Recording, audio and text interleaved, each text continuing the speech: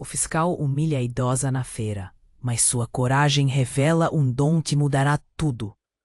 Dona Clara, 72 anos de vida costurada fio a fio, abriu os olhos antes mesmo do galo cantar na vizinhança.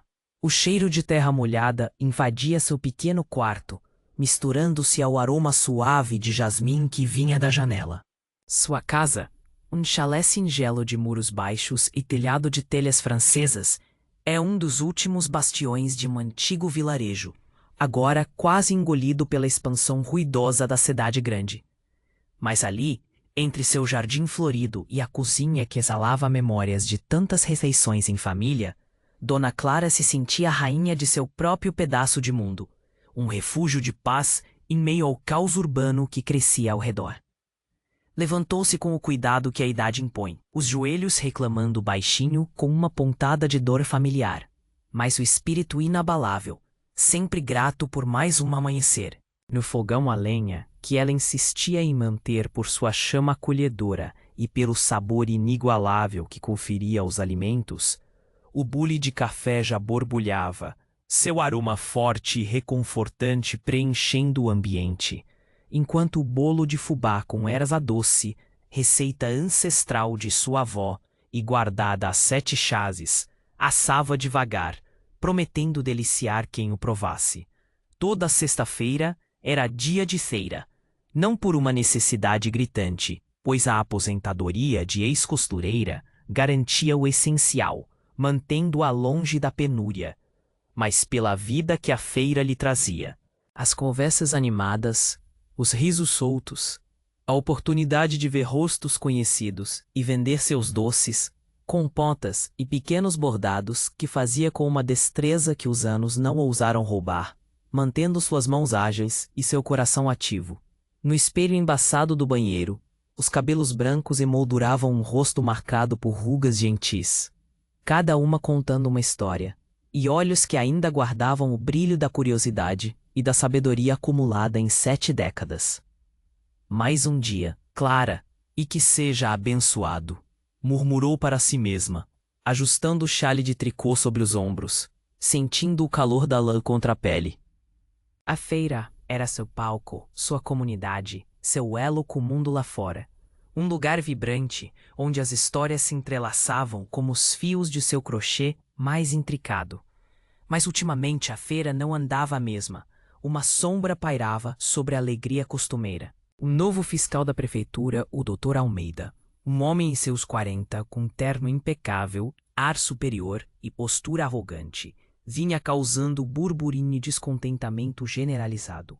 Ele chegava com um ar de importância exagerada, medindo bancas com régua em punho, criticando produtos com um tom de voz cortante, sempre com um caderno e uma caneta na mão, pronto para aplicar multas por qualquer insignificância, por mais trivial que fosse a falha.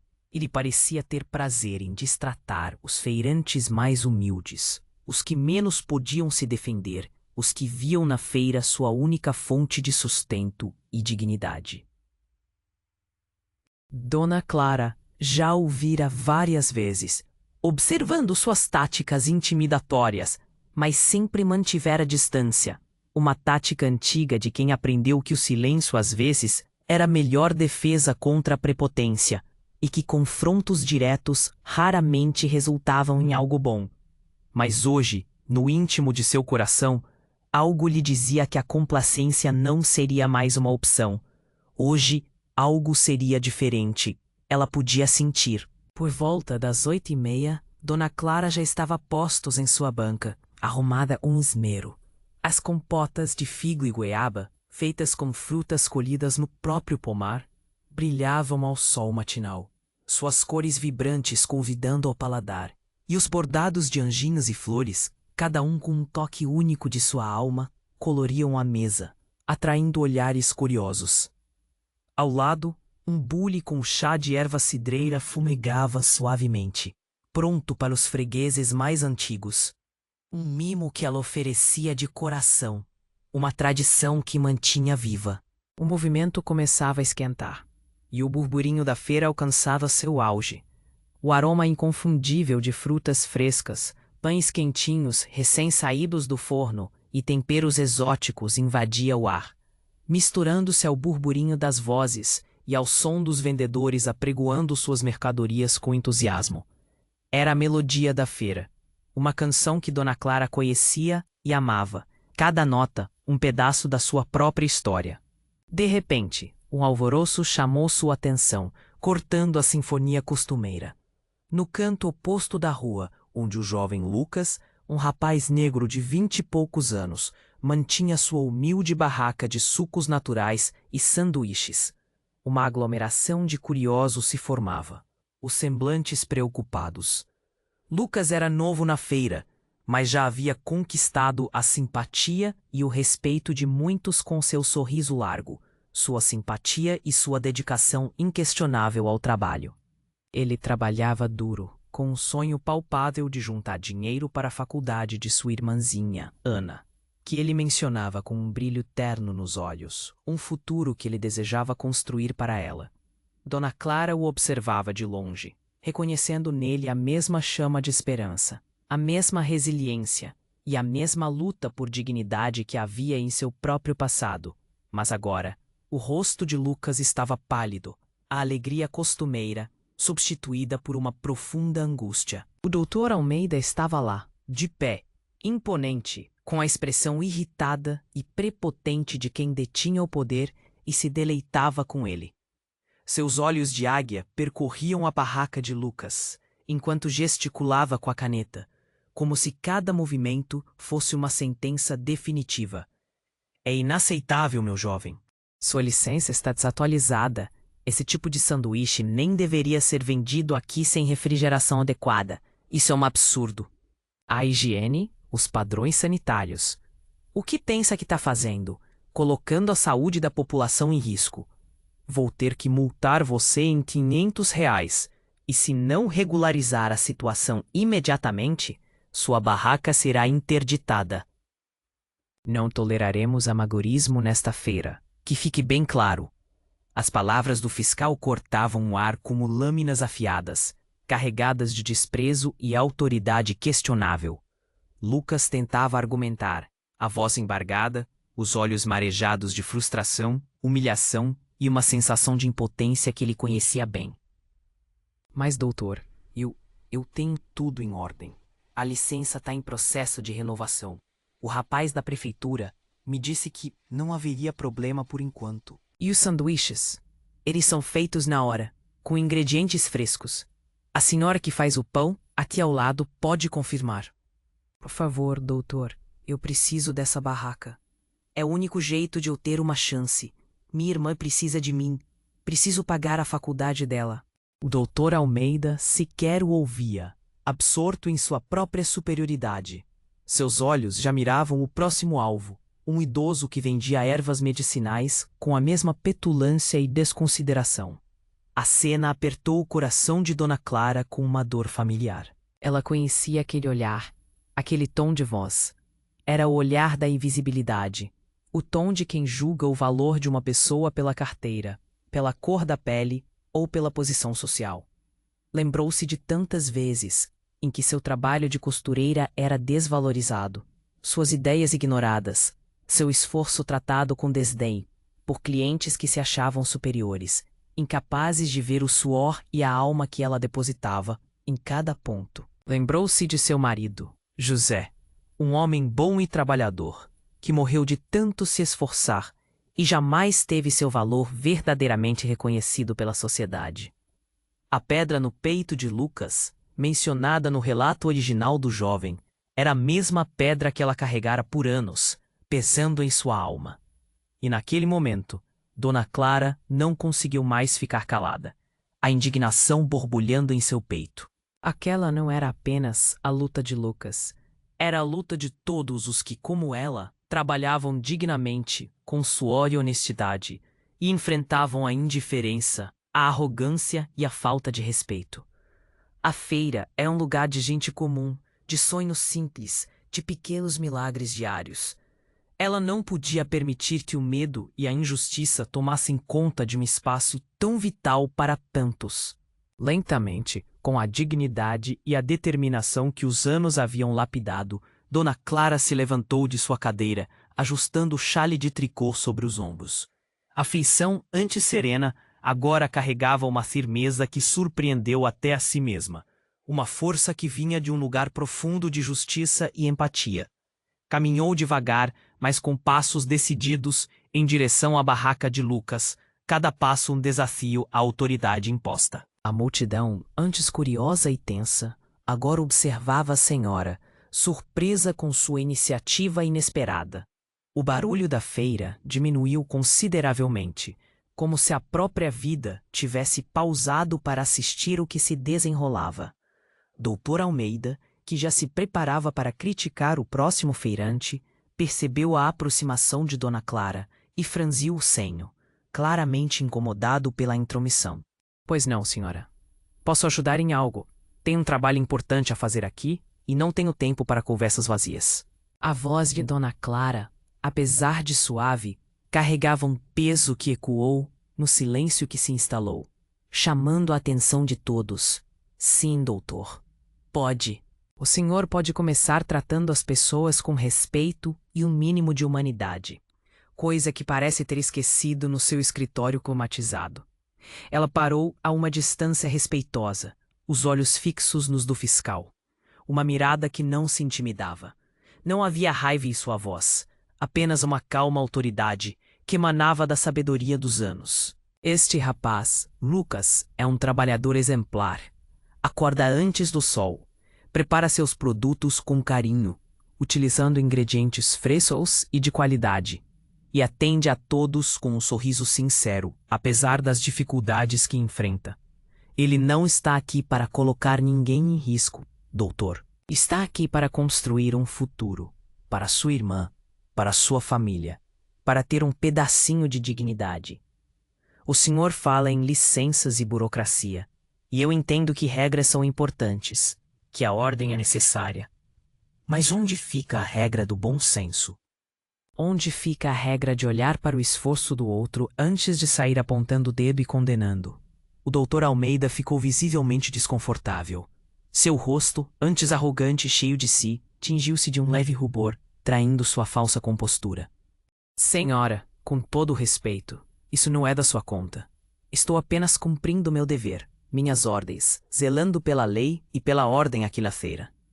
E eu, doutor, estou apenas cumprindo meu dever de ser gente, de ter empatia, de defender quem não pode se defender sozinho. Retrucou Dona Clara, a voz ganhando mais firmeza, mas sem perder a serenidade. Por 42 anos, costurei sonhos e teci esperanças, não apenas com agulha e linha, mas com conversas e conselhos. Vi muita gente como o senhor doutor, que se esconde atrás de um uniforme e um título para diminuir os outros, para exercer um poder barato sobre quem considera inferior. Mas o verdadeiro poder, doutor, não está em uma multa, em uma interdição ou em um carimbo. Está em enxergar o valor de cada pessoa e estender a mão a quem precisa, em não pisotear quem já está lutando para ficar de pé.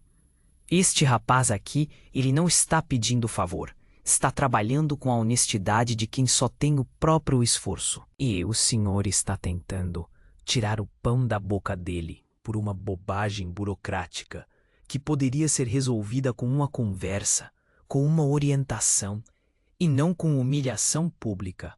A feira inteira estava em silêncio absoluto, tão tenso que se podia ouvir o voo de uma mosca. Os feirantes que antes baixavam a cabeça e aceitavam a imposição, agora olhavam para Dona Clara com admiração e respeito, e para o fiscal com clara desaprovação. Lucas, emocionado, mal conseguia falar, mas seus olhos transmitiam uma gratidão imensa, um alívio que aquecia a alma. Doutor Almeida, sem palavras, derrotado pela dignidade da senhora e pela força de suas palavras, guardou a caneta no bolso, a postura menos rígida e o olhar desviado. Tentou esboçar uma resposta, mas nada saiu, a garganta seca. Ele deu meia volta sem dizer mais uma palavra e se afastou apressadamente, desaparecendo entre as barracas, a imagem da senhora e suas palavras ecoando em seus ouvidos. Um suspiro coletivo de alívio e alguns aplausos discretos irromperam na feira, como uma onda que quebrava o silêncio. Lucas, os olhos ainda marejados e o coração transbordando, aproximou-se de Dona Clara, segurando as lágrimas. Dona Clara, eu não sei como agradecer. A senhora salvou meu dia, salvou minha barraca, talvez até o sonho de faculdade da minha irmã. Eu jamais vou esquecer o que a senhora fez por mim. Ela sorriu, com a ternura de uma avó, afagando o ombro dele. Não precisa agradecer, meu filho. A gente tem que se ajudar, sempre. O mundo já é duro demais pra gente se virar sozinho, sem um pouco de compaixão e solidariedade. Aquele dia, Dona Clara vendeu todos os seus doces e bordados. Os fregueses, impressionados com sua coragem e sua postura, fizeram questão de prestigiá-la, fazendo filas em sua banca. Ela voltou para casa com um coração leve, mas com a pontinha de preocupação das possíveis represálias. O doutor Almeida era um homem influente, e ela sabia que sua atitude podia custar-lhe seu cantinho na feira, seu pequeno sustento. Na manhã seguinte, um sábado fresco e ensolarado, Dona Clara preparava seu chá de camomila na cozinha, o aroma adocicado flutuando pela casa, quando um carro elegante e importado que ela nunca vira no vilarejo parou em frente à sua casa de muros baixos. Do veículo desceu uma jovem mulher, bem vestida, com um sorriso gentil e olhos curiosos, mas firmes.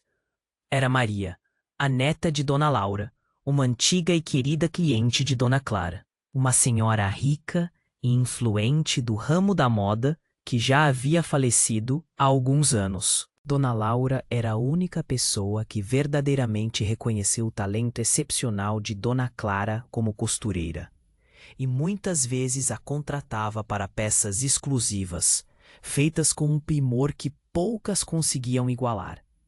Maria, ao ver Dona Clara na porta, abriu um sorriso radiante, de genuína admiração. Dona Clara?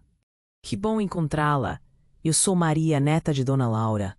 Lucas me contou o que aconteceu ontem na feira. Ele disse que a senhora foi uma heroína, a voz da justiça em meio à opressão. Dona Clara, surpresa com a visita inesperada, convidou-a para entrar, o coração batendo mais forte. Heroína? Eu? Apenas fiz o que achei certo, minha filha.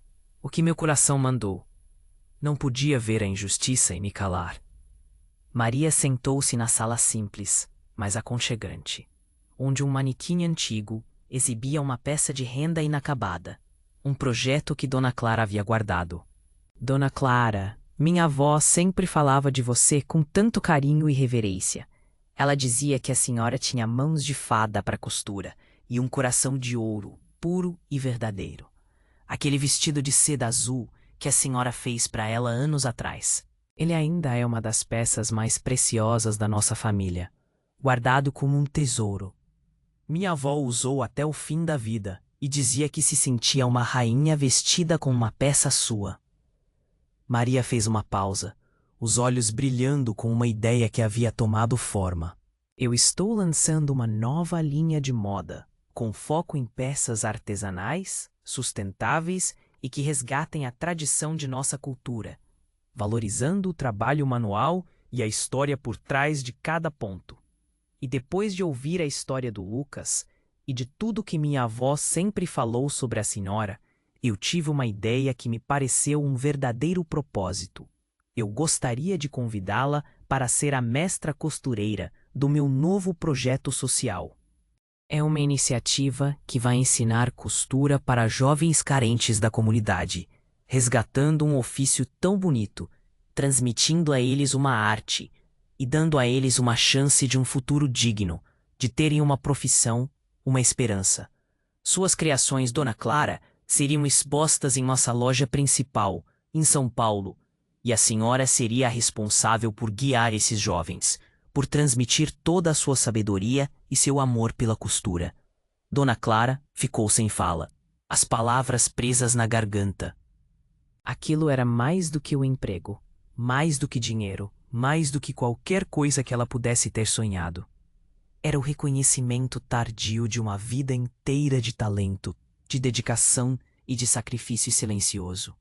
Era a chance de deixar um legado, de ver suas mãos habilidosas não apenas tecendo panos, mas tecendo futuros, moldando vidas. Ela se emocionou profundamente, os olhos marejados, uma lágrima solitária escorrendo por sua face marcada.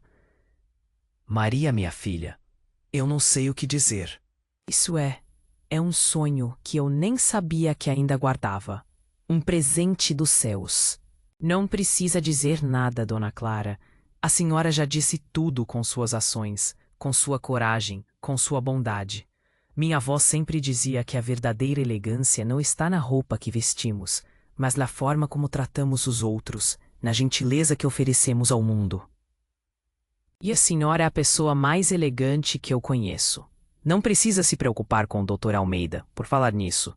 Meu pai, que é o principal proprietário da feira, ficou sabendo do ocorrido em detalhes. Ele já conversou seriamente com o fiscal, que foi imediatamente transferido para um setor administrativo distante. E sua banca, Dona Clara, está mais segura do que nunca. Na verdade, ele quer instalar um sistema de câmera de segurança e um canal direto de denúncias, para proteger todos os feirantes de injustiças e de abusos de poder como o que aconteceu ontem. Naquela tarde, Dona Clara sentou-se em sua varanda, sentindo o sol suave aquecer sua pele envelhecida.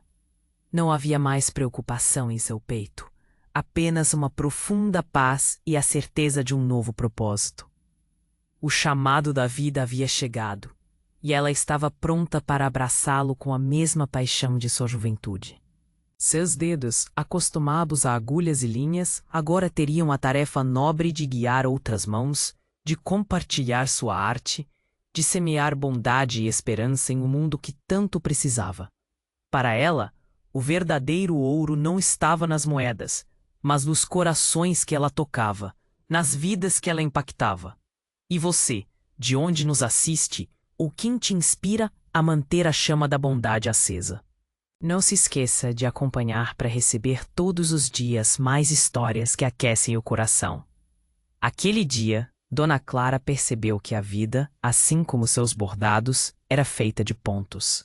Uns mais apertados, outros mais frouxos, mas todos essenciais para formar um desenho completo e belo, um mosaico de experiências e aprendizados. E o dela, estava apenas começando a revelar suas cores mais vibrantes e seus contornos mais marcantes. Ela havia se permitido ser a protagonista da própria história. E o universo, como um grande tecido, respondeu, entrelaçando fios de esperança, reconhecimento e um novo e luminoso propósito em sua jornada. Sua sabedoria e sua bondade, que antes pareciam silenciosas, agora ressoavam, transformando não apenas sua vida, mas a de muitos ao seu redor.